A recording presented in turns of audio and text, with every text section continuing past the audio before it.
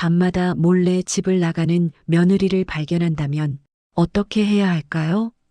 10년 동안 한 번도 친정 가지 않고 순종적으로 살던 베트남 며느리가 왜 밤에 몰래 외출하는 걸까요? 저는 올해 68이에요. 남편은 5년 전에 세상을 떠났고 지금은 아들 부부랑 같이 살고 있죠. 아들은 43인데 작은 공장을 운영하고 있어요. 며느리는 35이고 베트남에서 온 결혼 이민자예요. 결혼한 지 10년 됐는데 정말 착한 사람이에요. 처음 아들이 베트남 여자랑 결혼하겠다고 했을 때 저는 솔직히 걱정이 많았어요. 언어도 다르고 문화도 다르고 잘 적응할 수 있을까 그런 걱정이 들었거든요. 하지만 며느리 은혜를 처음 만났을 때 그런 걱정이 다 사라졌어요. 정말 공손하고 예의 바르고 한국말도 열심히 배우려고 하더라고요. 결혼하고 나서도 며느리는 정말 잘 적응했어요. 시댁 식구들한테 잘하고 집안일도 도맡아서 하고 한국 음식도 배워서 만들고 정말 좋은 며느리였죠. 며느리는 10년 동안 한 번도 친정에 가지 않았어요. 다른 결혼 이민자들은 12년에 한 번씩은 고향 가는데 며느리는 한 번도 안 갔어요. 제가 물어봤어요. 은혜야, 고향 가고 싶지 않아? 부모님도 보고 싶고 그러지 않아? 그렇게 말했더니 며느리가 대답했어요. 어머니, 저 괜찮아요. 여기가 제 집이에요. 그렇게 말하면서 웃더라고요. 저는 기특하다고 생각했어요. 시댁을 진짜 가족처럼 생각하는구나. 그렇게 느껴졌거든요. 손주도 둘 낳았는데 큰애가 8살, 작은애가 5살이에요. 며느리는 아이들 키우면서 정말 헌신적이었어요. 아침 일찍 일어나서 밥 챙기고 아이들 학교 보내고 집안일하고 저녁엔 아이들 숙제 봐주고 그렇게 하루하루 살았죠. 그런데 한 달 전쯤 이상한 일이 생기기 시작했어요. 밤 11시쯤 되면 며느리가 조용히 방에서 나오는 소리가 들렸어요. 저는 잠이 얕아서 작은 소리에도 깨거든요. 며느리가 현관문 여는 소리, 신발 신는 소리, 그런 게 들렸는데 이상하다고 생각했어요. 이 밤에 어디 가는 걸까, 화장실인가 싶었는데 1시간이 넘어도 안 들어오더라고요. 걱정돼서 문을 열고 나갔더니 며느리가 없었어요. 새벽 1시쯤 돼서 며느리가 조용히 집에 들어왔어요. 저는 못 본 척하고 다시 방으로 들어갔는데 마음이 불안했어요. 다음 날 며느리한테 물어봤어요. 어젯밤에 어디 갔었냐고 그렇게 말했더니 며느리가 당황하면서 아, 저 그냥 산책했어요. 그렇게 대답하는 거예요. 밤 11시에 산책을 하다니 이상했어요. 며느리는 평소에 밤에 혼자 나가는 걸 무서워했거든요. 그런데 갑자기 밤에 산책을 한다고?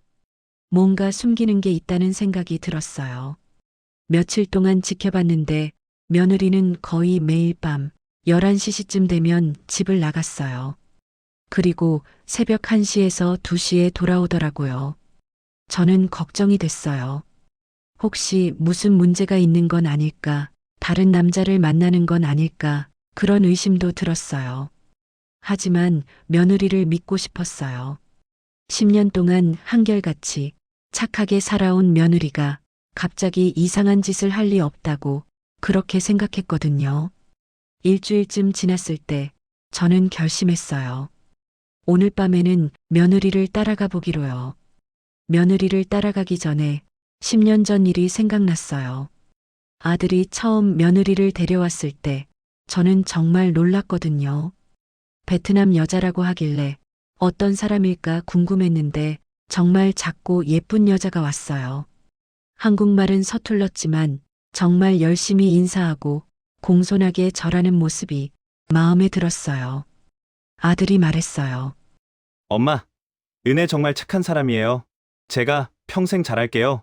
저는 아들을 믿었어요. 며느리도 믿고 싶었고요. 결혼식은 작게 했어요. 며느리 친정 식구들은 한국에 오지 못했어요. 비자 문제도 있었고 경제적으로 여유가 없었대요.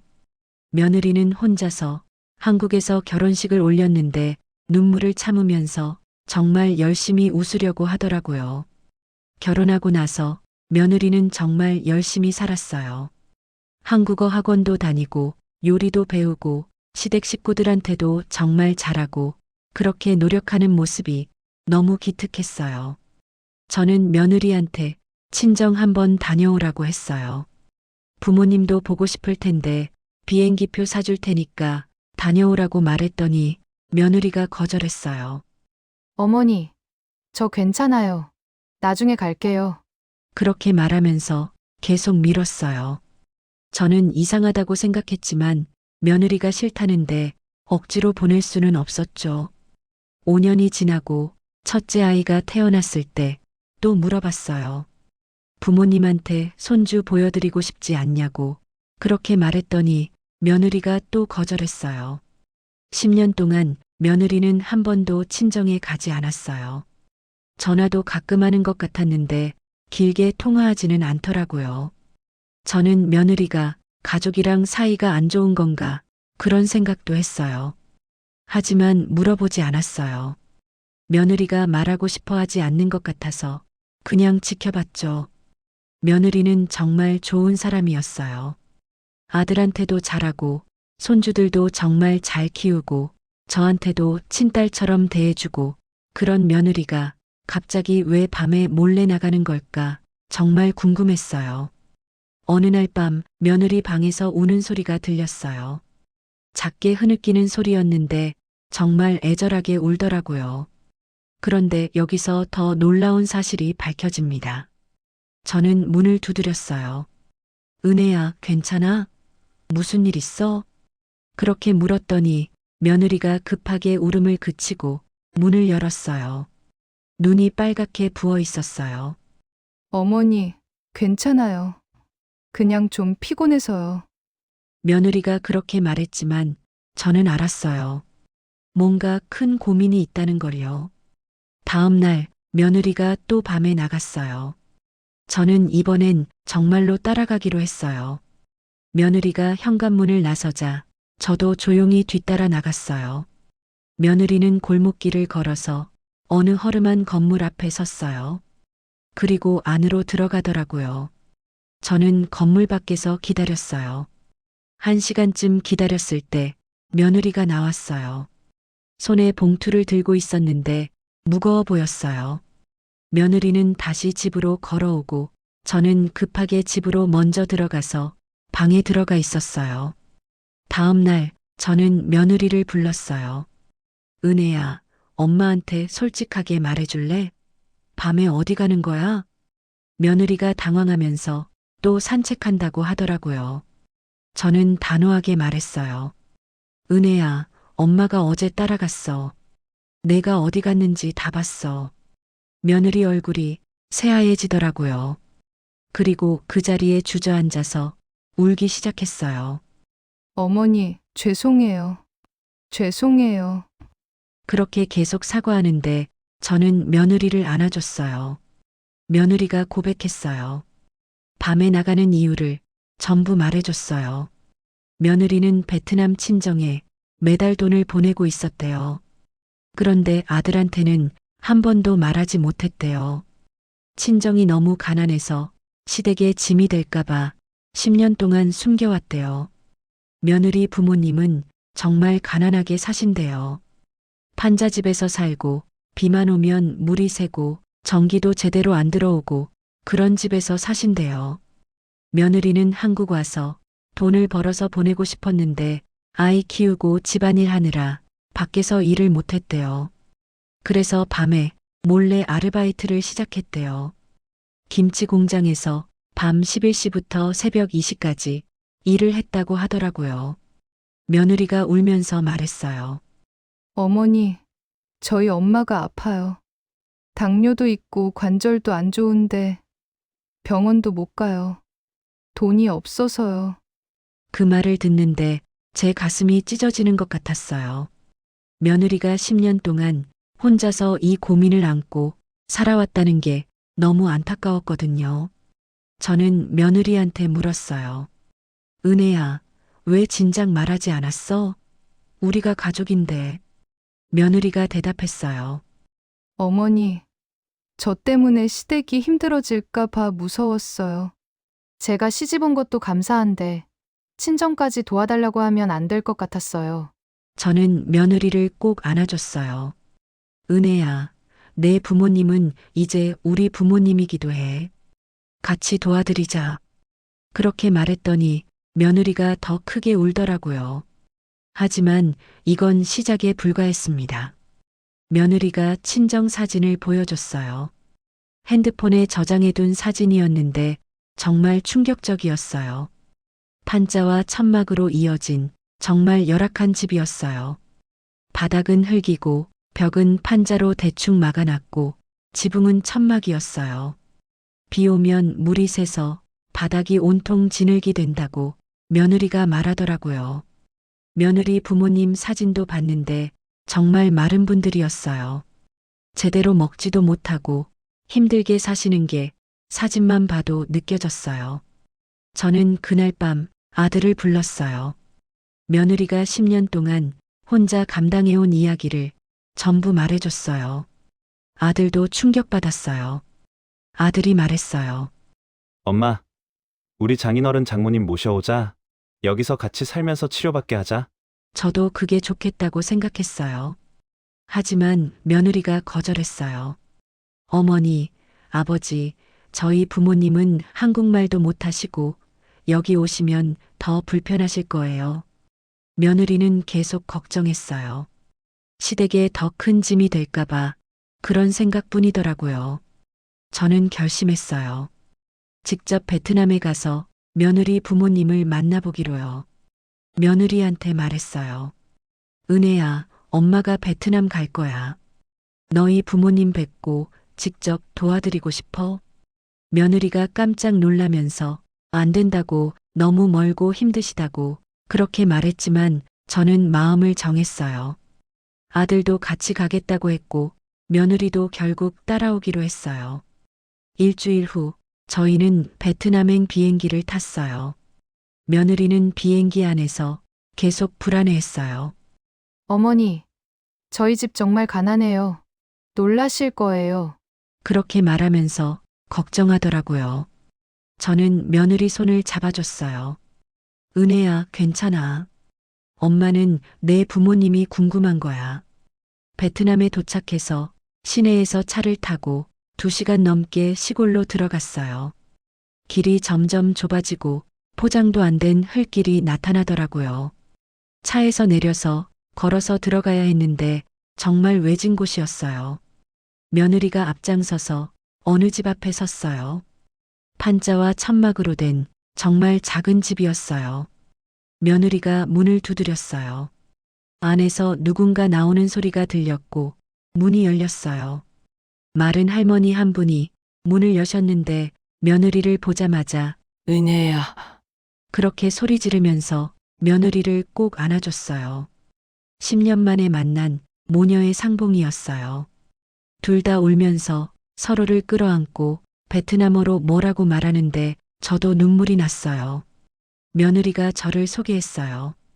시어머니라고, 한국에서 왔다고 그렇게 설명하니까 할머니가 제 손을 잡고 정말 감사하다고 계속 절하시는 거예요. 저도 인사했어요. 베트남어는 못하지만 손짓 발짓으로 만나서 반갑다고 그렇게 표현했어요. 집 안에 들어갔는데 정말 충격적이었어요. 사진으로 봤던 것보다 더 열악했어요.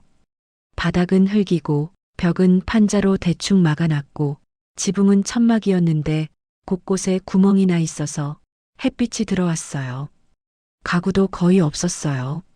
낡은 매트리스 하나, 작은 테이블 하나, 그게 전부였어요. 며느리 아버지도 만났는데 정말 마르신 분이었어요. 제대로 걷지도 못하시고 관절이 안 좋으신 것 같았어요. 저는 가슴이 너무 아팠어요. 며느리가 10년 동안 이런 부모님을 두고 한국에서 살아왔다는 게 얼마나 마음 아팠을까 그런 생각이 들었거든요. 저는 한국에서 준비해온 돈 봉투를 꺼냈어요. 3천만 원이 들어 있었어요. 며느리 부모님한테 그 돈을 드리면서 통역기로 말했어요. 집 고치시고 병원도 가시고 편하게 사세요. 며느리 부모님이 그 돈을 보시더니 눈물을 흘리면서 계속 절하시는 거예요. 며느리도 울고 저도 울고 아들도 울고 그렇게 다 같이 울었어요. 며느리가 제게 말했어요.